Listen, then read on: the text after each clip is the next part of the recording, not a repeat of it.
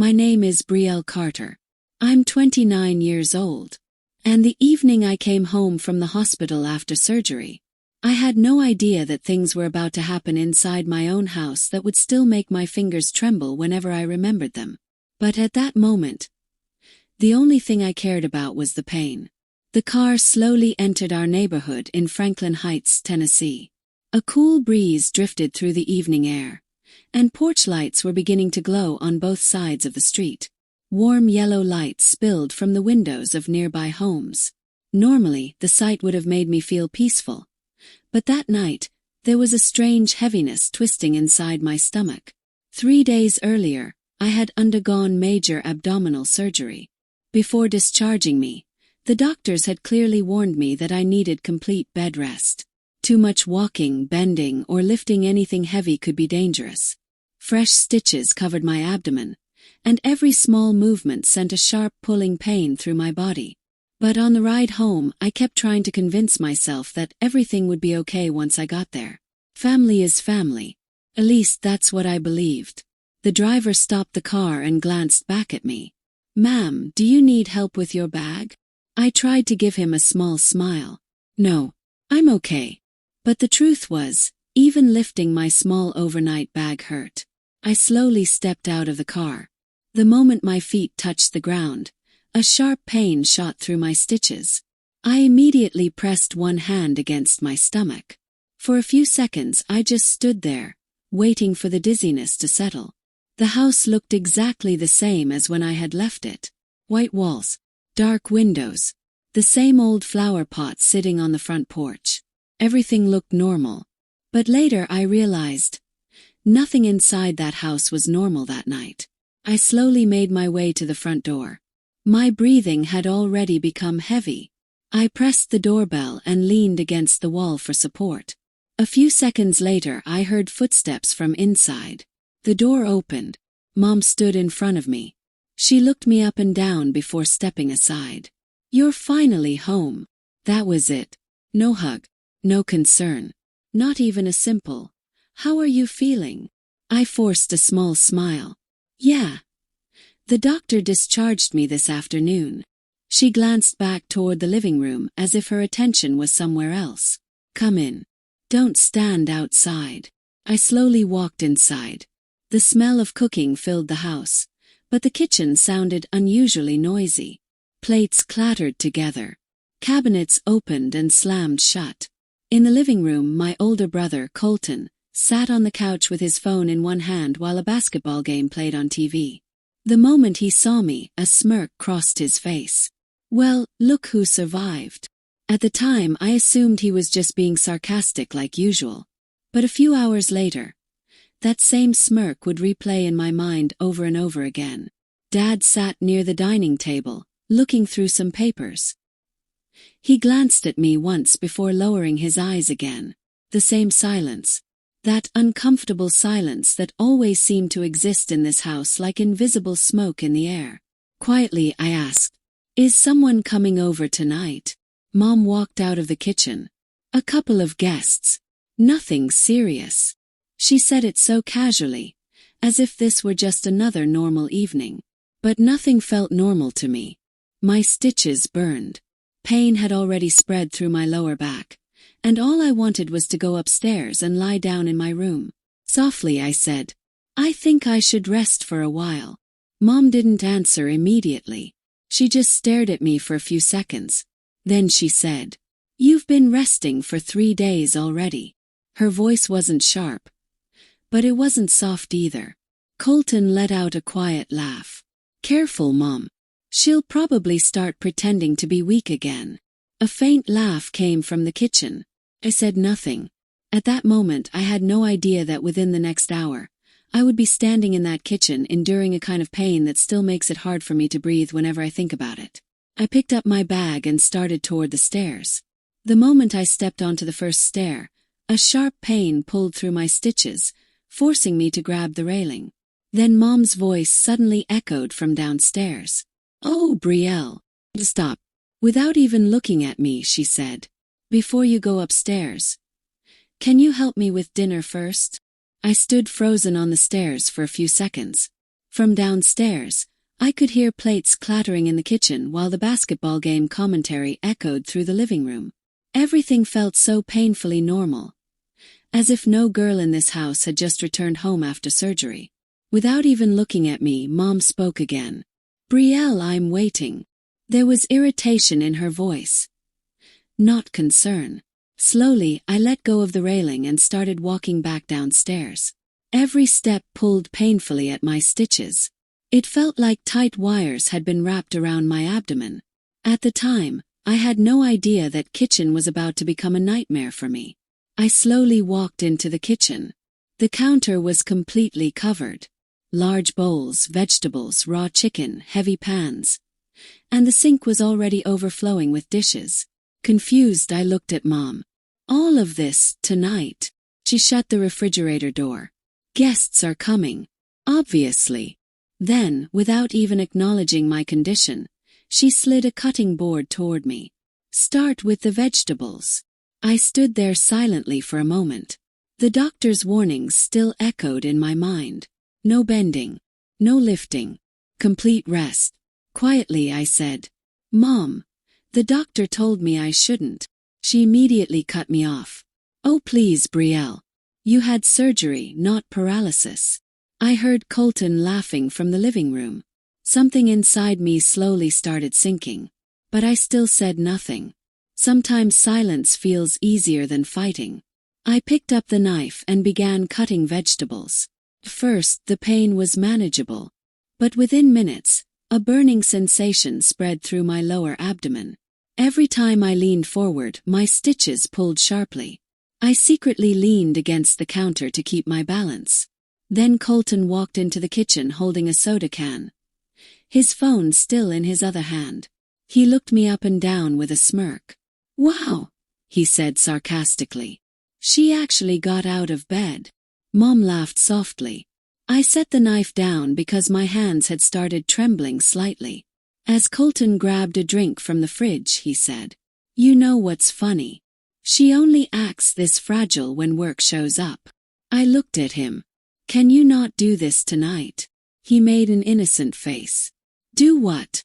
I was about to answer. But at that exact moment, a sharp pain tore through my stomach. I immediately grabbed the counter. For a few seconds I couldn't breathe.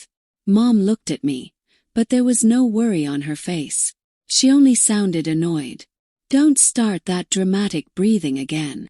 Colton burst out laughing. And for the first time in my life, I realized that maybe my pain was never seen as a real problem in this house. Just an inconvenience. I forced myself to continue cutting vegetables. Even holding the knife was becoming difficult. My hands were growing weaker by the minute. Then the front doorbell rang. Mom instantly became energetic. "Oh great, they're early." She quickly wiped her hands and checked herself in the mirror. Confused, I asked, "The guests are already here." She answered casually, "Just a few people." But later I realized, every single person walking into that house that night was going to matter. Mom headed toward the front door. From the living room, Colton called out, "Try not to scare the guests with your hospital face, Brie." Closed my eyes. A few seconds later I heard the front door open. Multiple voices filled the house. Laughter. Greetings. A step. Suddenly the house felt crowded.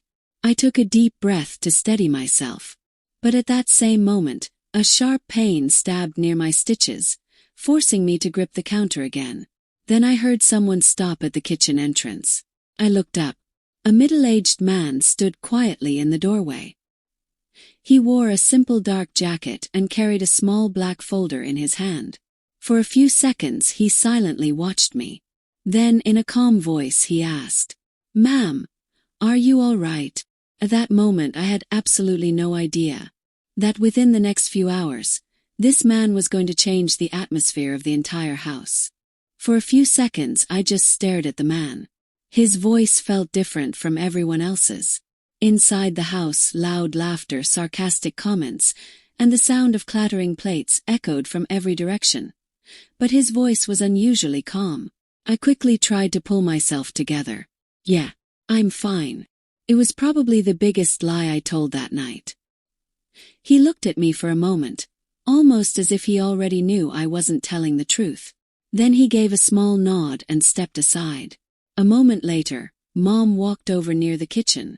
"Oh, there you are," she said to him. "You can leave those papers on the dining table." She looked at him the way someone looks at office staff or a delivery worker.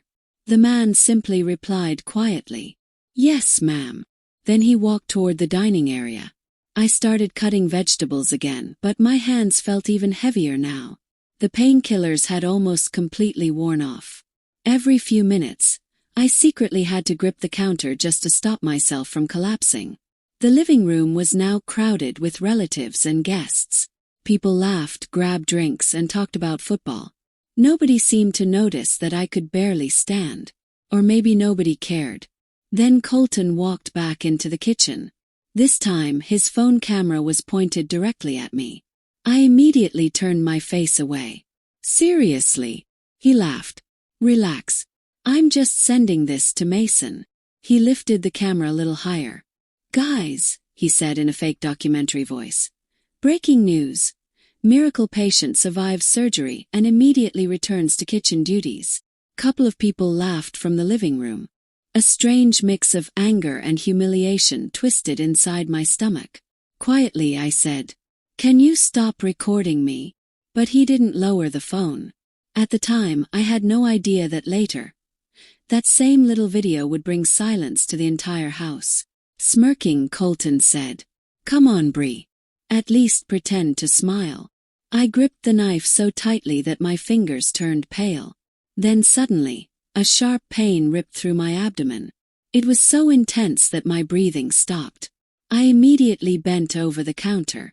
For a few seconds, all I could feel was burning pain. Then I heard that same calm voice behind me again.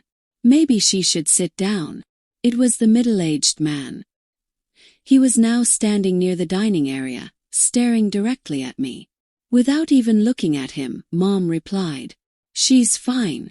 Then she turned toward me and said, "Brielle, don't create a scene in front of the guests." My eyes slowly closed. A scene. Could barely stand. But apparently, in this house, even pain was considered bad manners. A little later, Mom started arranging plates and told me to carry bowls to the dining table. The moment I lifted the first bowl, a sharp pull tore through my stitches. It felt like my skin was ripping apart from the inside. Quietly, I placed the bowl on the table. The people sitting in the dining area continued their casual conversations. Most of them gave me polite smiles. But nobody seemed to understand what condition I was in. Or maybe nobody wanted to. Then the same man quietly stood up from his chair and stepped aside so I could walk past. And in that moment I noticed something. He had been watching me constantly. Not casually like everyone else. Carefully. As if he wasn't just observing dinner. But something else entirely. I turned back toward the kitchen when I suddenly heard Colton laughing behind me.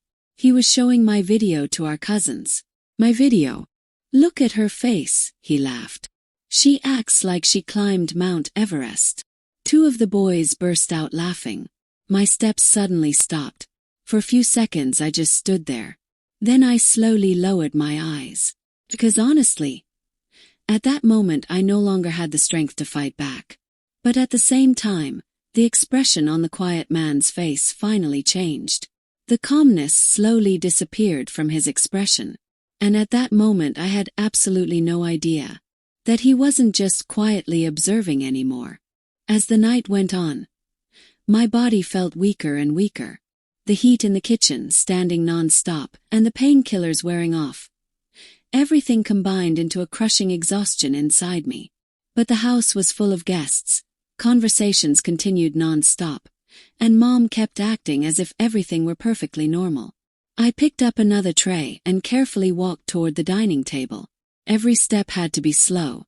If I moved even slightly too fast, a burning pain spread through my stitches. The dining area buzzed with loud conversations. Some people talked about football. Others discussed stocks. Laughter echoed constantly through the room. And me. I was just quietly serving food.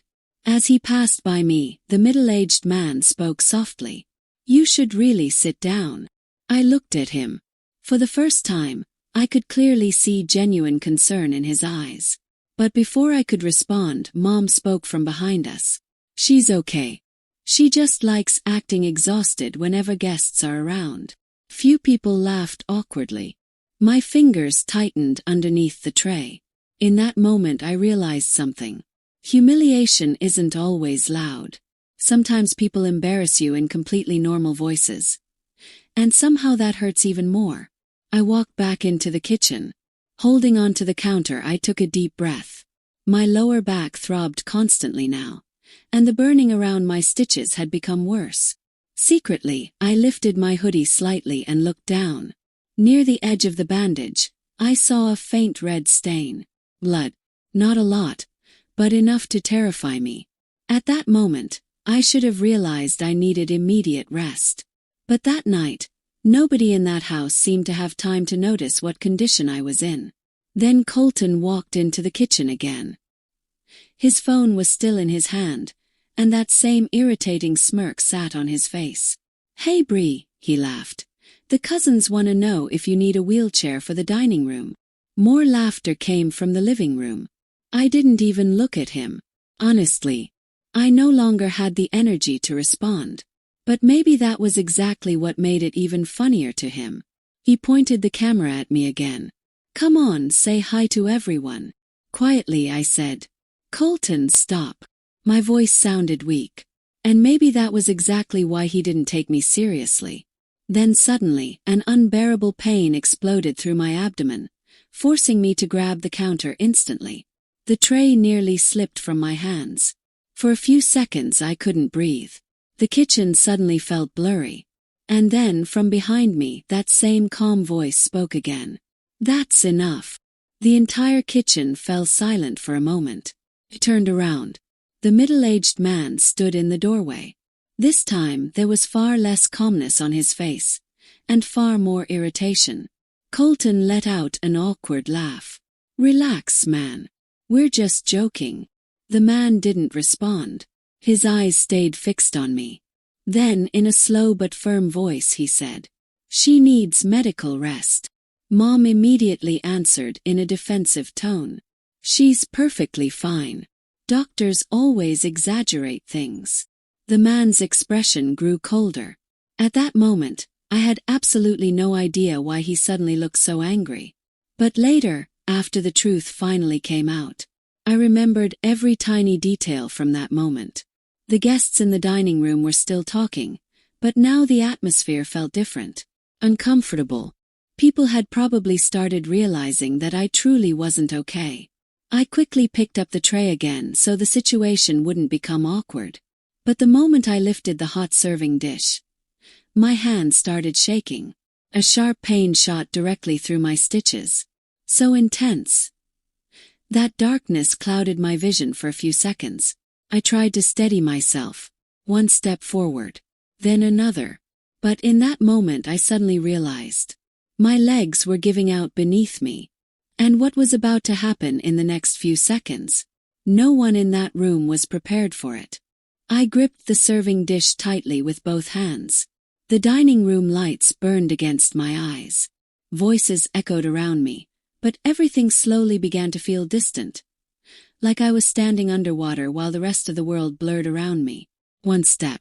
Then another. My hands were shaking badly.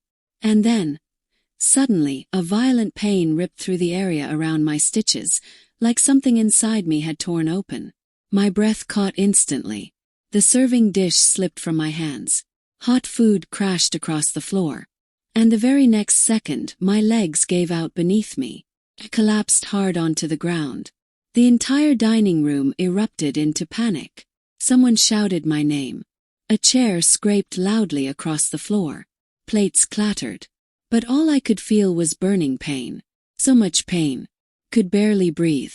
Curled on the floor, I tried to hold my stomach when suddenly, a loud voice thundered through the room.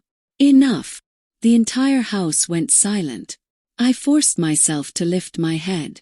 The same middle-aged man stood in the center of the dining area. But this time his face looked completely different. He no longer looked like a calm observer. He looked genuinely furious. His eyes locked directly onto Mom and Colton. "Are you people insane?" he snapped. "She just had major surgery." Mom immediately answered in a defensive tone. "She said she was fine. She can barely stand." His voice was so cold that the entire room froze. Colton let out an awkward laugh. "Look man, this is just family stuff. Don't overreact." The man slowly turned toward him. And honestly, there was something in that look that made me see Colton uncomfortable for the first time in years. Then the man reached into the pocket of his jacket and pulled out a black ID holder. He placed it on the table. "Family stuff," he said quietly. "You have absolutely no idea who you're talking about." The room fell silent again. Dad finally stood from his chair. Mom stared at the ID card in confusion. I was still on the floor, but through my blurred vision, I watched Colton's expression slowly change. The man spoke calmly but firmly. "My name is Victor Hale." Nobody spoke for several seconds. Then he looked directly at me and said, "And Ms. Brielle Carter should not have been standing in this kitchen for even 5 minutes tonight." He called me Ms. Carter. Exactly the way people speak during corporate meetings. An awkward silence spread through the room. Colton laughed nervously. "Why are you talking to her like that?" Victor looked directly at him. Then, very slowly, he said, "Because unlike you, I know exactly who she is." At that moment, the entire atmosphere in the room changed. Guests quietly started looking at one another. The irritation slowly disappeared from Mom's face. Dad looked genuinely nervous for the first time all night. But the biggest shock was still coming. Victor glanced at the papers lying on the dining table before speaking in a cold voice. "For the last 3 years, the person paying most of the bills in this house wasn't your father." The room became completely still. My breathing was still uneven, but now I wasn't focused on the pain anymore. I was watching everyone else's faces. Colton's smirk had vanished. Mom spoke softly. "What are you talking about?" Victor looked directly at her. Then, word by word, he said, "Your daughter has been financially carrying this entire family." And in that exact moment, for the first time ever, complete silence took over the house. The entire dining room had gone completely silent. Just minutes earlier, laughter, jokes, and sarcastic comments had filled the room. But now, all that remained was heavy breathing and uneasy silence. I was still sitting near the floor. The pain was still intense, but honestly, my attention was fixed on my family's faces. Mom stood completely frozen. For the first time, the confidence had disappeared from Colton's eyes. "Dad." He finally looked at me as if he had just realized I wasn't simply his daughter. Victor Hale carefully leaned toward me. "Can you stand, Ms. Carter?" I gave a small nod, but the moment I tried to rise, a sharp pain tore through my stitches again. Victor immediately supported me and helped me sit in a nearby chair. Not a single person in the room spoke, because now everyone was focused on one thing. Who exactly was Brielle Carter? Victor slid his ID card across the table toward them. "Head of security," Dad read quietly. His voice shook. Victor answered in a calm but cold tone. "I work directly with Ms. Carter's executive division." Executive division. The moment those 2 words left his mouth, Mom's face changed. She immediately turned toward me. "Executive?" I lowered my eyes. 'Cause honestly, I never wanted any of this revealed like this. But that night things had already spiraled beyond my control.